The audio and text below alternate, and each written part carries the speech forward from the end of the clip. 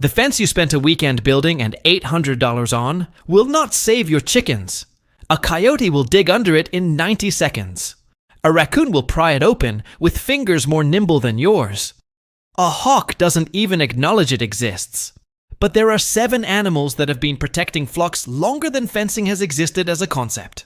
And if you put the right one on your property, your losses drop to nearly 0.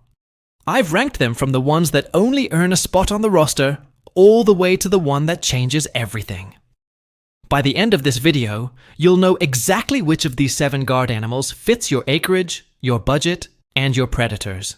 You'll know what each one costs, what each one actually stops, and what each one absolutely will not do. Because putting the wrong guardian on the wrong threat is how you end up with a dead guardian and a dead flock.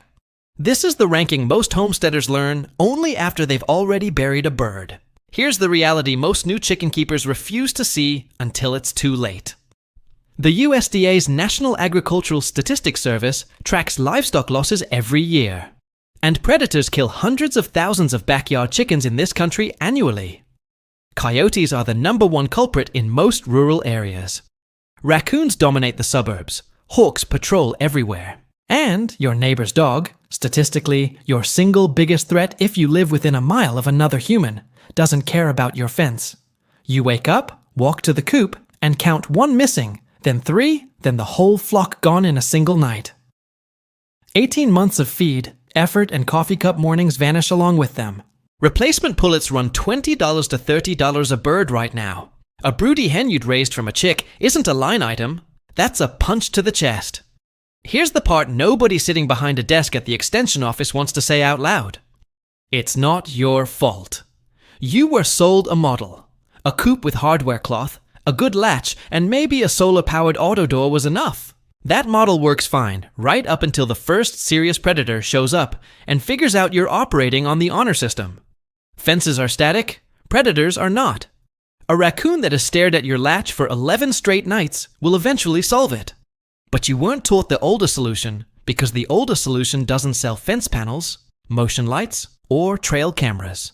The older solution eats grass, patrols on its own schedule, and works for free.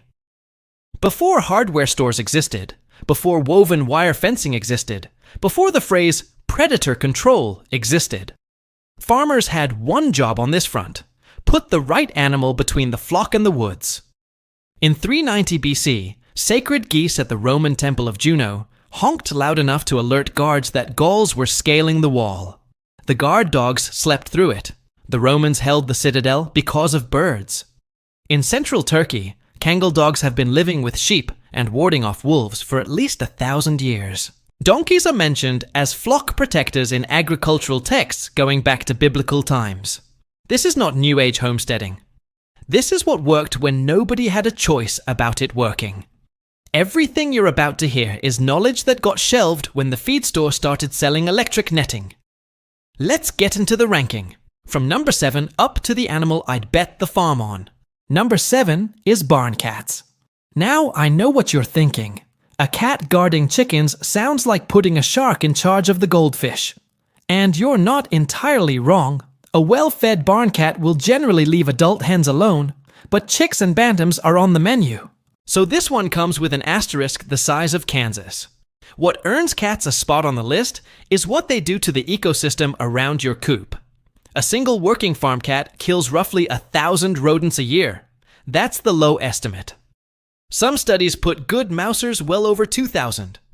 Why does that matter for chicken defense? Because rats don't just steal feed at a rate of about 1/10 of their body weight per day. They attract weasels, mink, and snakes. Every rat you host is a dinner bell for something worse. 2 spayed or neutered barn cats will run you maybe $100 in shots and about $10 a week in food. And they clear the pest layer that lures in the real predators. This is your foundation, not your defense, which is exactly why the next animal moves us a whole rung. Number 6 is guinea fowl. If a car alarm and a lawnmower had a baby that ate ticks for a living, you'd have a guinea.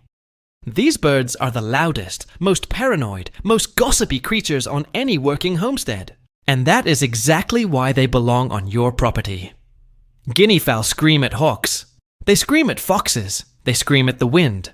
They also, and this is not a joke, gang up on snakes and beat them senseless. A single guinea can consume thousands of ticks over a season, and university extension studies have documented flocks noticeably reducing tick populations within one summer. Keats run about $3 to $8 each. Grown birds go for $15 to $30. They're cheap, they forage almost their entire feed. And they'll alert your flock a full 10 to 20 seconds before anything with fur and teeth arrives at the tree line. Downside: they roost in trees, they fly like they mean it. And they will absolutely tell your neighbors what you had for dinner at 3 a.m. They're an alarm system, not a fighter, which is why the next animal on this list actually swings back. Number 5 is the rooster. Underrated, misunderstood, and often the first casualty on a bad night. But a good rooster is the reason a bad night is only a bad night instead of a total wipeout. A rooster has 2 completely distinct alarm calls, one for aerial threats and one for ground threats. And the hens respond differently to each. That's not folk wisdom, that's peer-reviewed animal behavior research. When a hawk shadow crosses the yard, he yells one word. The hens flatten. When something 4-legged comes through the brush, he yells another, and the hens run for cover. He'll place himself between the flock and the threat. And yes, he will fight. He'll usually lose, but he buys the hens the 8 or 10 seconds they need to reach the coop. Rule of thumb is 1 rooster per 8 to 12 hens. Any tighter, and they'll fight each other. A rooster costs you nothing extra above hen feed. Roughly $22 to $30 a month for a small flock. And a good one will die for his job, which is precisely why we don't want him doing it alone. Number 4 backs him up. Geese. These are the animals that saved Rome, guarded a Scotch whiskey distillery from 1959 to 2012, and currently patrol sections of the China-Vietnam border alongside dogs and drones. Geese are not decoration. A grown gander weighs 10 to 15 pounds, has close to 300-degree vision, and holds a grudge like it's a hobby. They will not physically stop a coyote, but they will hear one coming from a distance, sound off loud enough to wake you at 3 a.m., and physically bluff charge foxes, hawks landing in the yard, stray dogs, and raccoons. For guard duty specifically, Chinese and African geese are the noisiest and most aggressive. Skip to lose. Sweet birds. Lazy guards. 2 to 4 geese cover a 1-acre setup. They eat 2 to 4 pounds of grass per day per bird from spring through fall. Which means for 4 to 5 months, you're not buying feed for them at all. They mow, they weed, they alarm. What they don't do is fight anything with teeth. Number 3 is the llama. This is where the ranking jumps from alarm systems to actual deterrence. A llama weighs 250 to 450 pounds, sees for miles across open ground, and hates canines with a passion that borders on personal. Iowa State University documented sheep operations that reduced coyote losses to near zero after adding a single guard llama, and those results have been repeated across multiple states. What a llama does when a coyote enters the pasture is walk directly at it, scream. And if the coyote doesn't run, kick and stomp with front hooves that hit like sledgehammers. For your chicken setup, 1 gelded male llama on a half-acre to 1-acre run is plenty. Never buy 2. 2 llamas bond to each other, ignore the birds, and you've wasted your money. Purchase price is $300 to $1,500. They eat the same forage as sheep and goats, so annual costs stay low. The catch! Llamas are useless against packs of coyotes, useless against bears, and useless against anything from the sky. Number 2 handles a specific threat better than any animal on this list. The donkey. Nothing on earth hates a coyote more than a donkey, and I mean that biologically. Donkeys evolved on open ground fighting canine predators, and that instinct did not go away when we started calling them livestock. A jenny, that's a female, or a gelded male donkey will bond to your flock and patrol the perimeter with real intent. When a coyote or a strange dog enters the area, the donkey brays like the world is ending, charges, kicks, and if it connects, that predator is not walking away easily. USDA and Texas A&M studies going back decades have documented ranchers cutting canine predator losses by 70 to 90% after adding a single guard donkey. Standard donkeys cost you $100 to $500, often less at auction, and eat the same hay as any small livestock. The rules are strict. 1 donkey, not 2, never an intact male. Never keep them with dogs, including your own, because the donkey will not distinguish between a coyote and a Labrador. They're canine specialists, useless against raccoons, snakes, hawks, or bears. Which is exactly why the number 1 animal on this list has held the top spot for 1,000 years. Number 1 is livestock guardian dogs. Not a herding dog, not a pet, a working guardian. Bred for one purpose: living with the flock, thinking for itself, and standing between your chickens and everything that wants to eat them. Great Pyrenees run 85 to 120 pounds. Anatolian Shepherds 90 to 150. Congals push 150 and were bred in central Turkey to fight wolves, and they win. USDA data shows properties running a guardian dog reduce total predator losses by 60 to 95%. And unlike every other animal on this list, a good LGD handles ground threats, dogs, raccoons, and everything in between. The catch is time. Puppies run $500 to $2,000 from working bloodlines.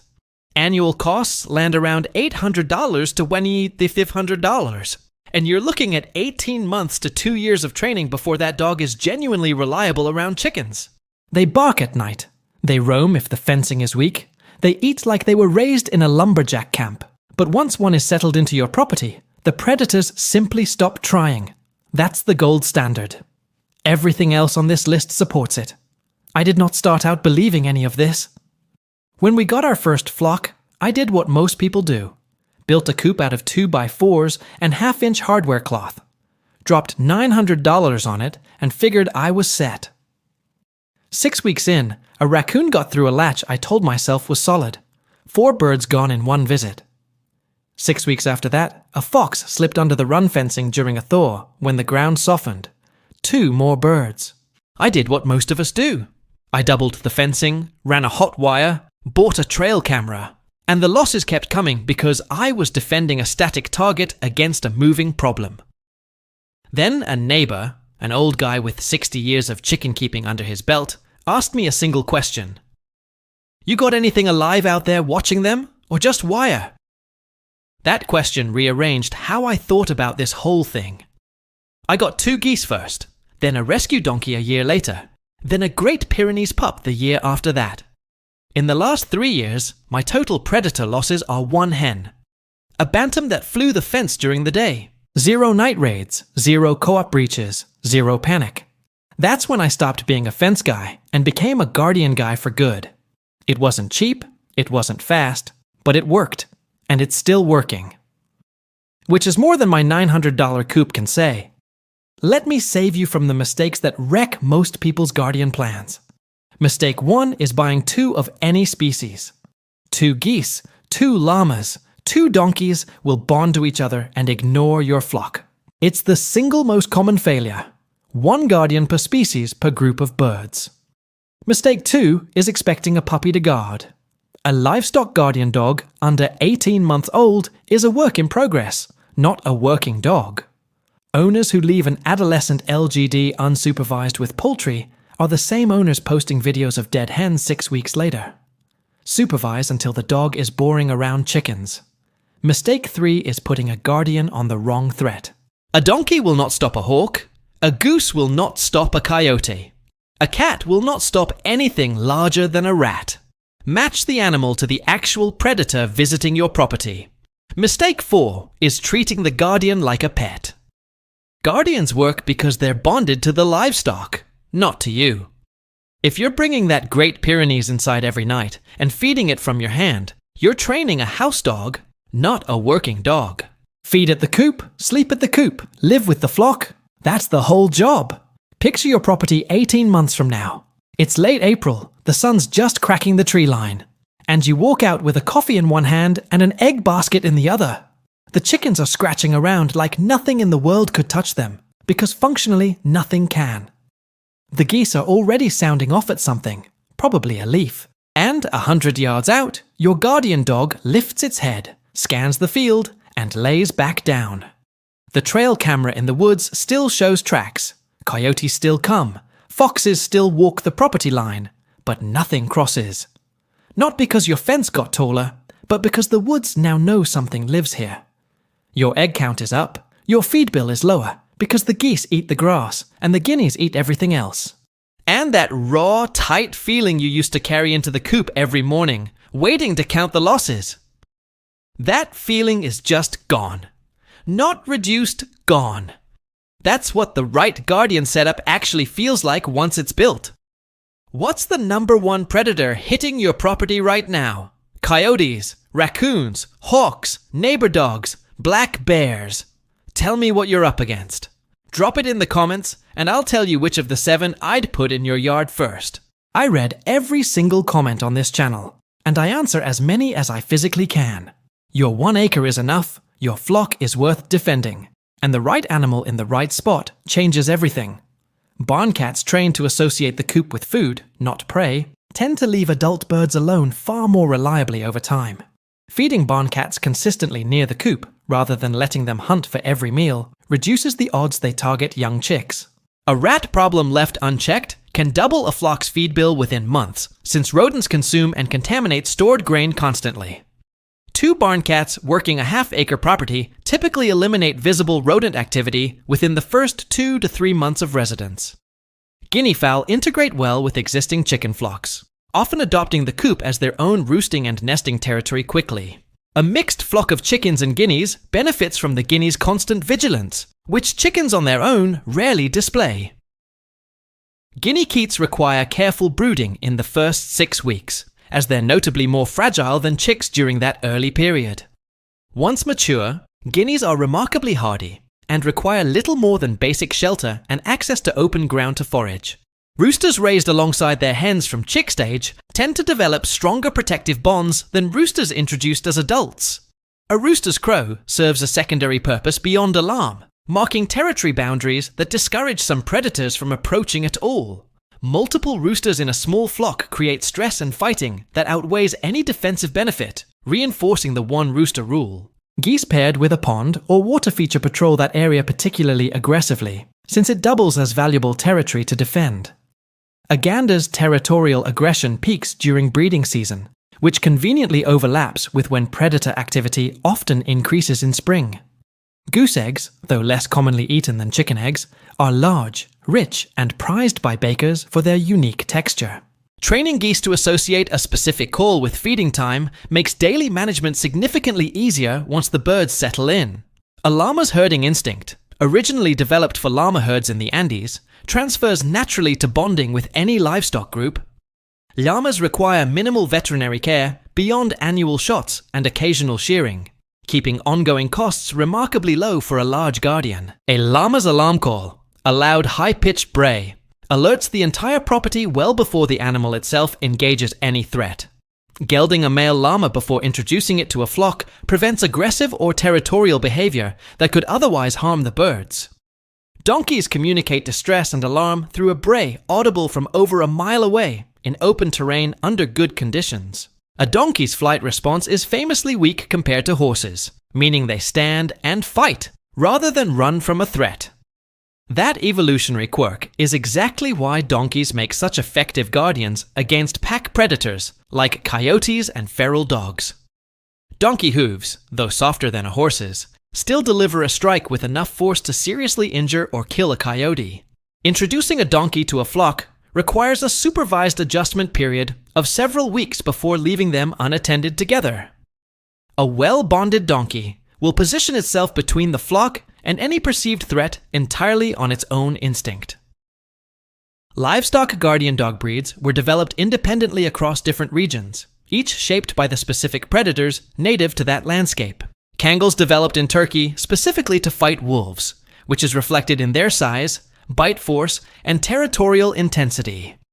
Great Pyrenees, developed in the French Pyrenees Mountains, tend toward a calmer temperament suited to smaller predator threats. Anatolian Shepherds combine speed and size, making them effective against both fast threats like coyotes and larger threats like bears. Proper LGD training involves controlled introductions to poultry, correcting prey drive behavior immediately and consistently during the critical puppy months. A trainer or experienced breeder can shortcut months of trial and error for a first-time guardian dog owner. LGD puppies raised in close proximity to poultry from 8 weeks old develop bonding instincts faster than dogs introduced later. Bonding a guardian dog to livestock rather than humans requires the dog to eat, sleep, and spend nearly all its time with the flock. A guardian dog that spends significant time in the house will bond to the family instead, weakening its effectiveness as a livestock guardian. Fencing for a livestock guardian dog needs to be secure enough to prevent roaming, since roaming is the most common LGD-related complaint. A roaming LGD can create conflict with neighbors, making secure perimeter fencing just as important as the dog itself. Combining multiple guardian species creates layered defense, an alarm layer, a deterrent layer, and a fighting layer working together. Guinea fowl and geese together cover both ground and aerial alarm functions more completely than either species alone. A donkey or llama paired with a livestock guardian dog covers both canine-specific and general predator threats simultaneously. That layered approach is what most successful predator-proof properties actually run, rather than relying on any single guardian species. The cost of layering multiple guardians is still dramatically lower than the ongoing cost of replacing lost birds year after year. A single coyote raid can wipe out months of egg production value in one night, making guardian investment pay for itself quickly. Insurance-style thinking applies here. The guardian system is the premium, and the flock's survival is the payout. Properties running a full guardian stack report not just fewer losses, but calmer, more productive flocks overall. Stressed chickens lay fewer eggs, and a flock living under constant predator pressure shows measurably reduced production over time. Removing that stress through effective guardianship often shows up as an egg production increase within the first few months. A guardian animal's presence alone, even before any direct confrontation occurs, measurably reduces predator scouting behavior on a property. Trail camera footage from guarded properties consistently shows predators approaching, then turning back once guardian scent or sound is detected. That deterrent effect compounds over time as predators learn to avoid a property entirely, rather than testing it repeatedly. A property that goes several seasons without a successful predator raid often sees local predator pressure shift to easier, unguarded targets nearby. Building a guardian system in the correct order, cats and guineas first, larger guardians later, spreads cost and effort over time. Starting with the lowest cost, fastest to implement guardians builds confidence and immediate protection while planning for larger investments. A homestead adding one guardian species per season avoids the overwhelm of managing multiple new animals and their learning curves simultaneously. Tracking predator activity and losses in a simple notebook before and after each guardian addition shows exactly which layer made the difference. That data-driven approach removes guesswork from an investment that can run into the thousands of dollars for a full guardian stack. None of these 7 guardians require exotic knowledge.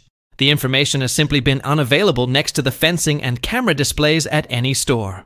The knowledge is old, proven across centuries and continents, and it's available to any property owner willing to look past the fence aisle. 7 guardians, ranked by cost, capability, and commitment. The right combination turns a property predator's test into one they avoid entirely. A well-fed barn cat is less motivated to hunt chicks, which is why free feeding matters more for flock safety than most people realize. Barn cats also deter smaller predators, like weasels, simply through territorial scent marking around the coop and surrounding structures. Guinea fowl flocks establish a pecking order among themselves that determines which bird takes the lead alarm role during threats. A guinea's alarm call differs noticeably from its everyday chatter, and experienced keepers learn to distinguish the two within weeks. Roosters selected from lines known for protective behavior, rather than pure size or color, tend to perform better as flock guardians.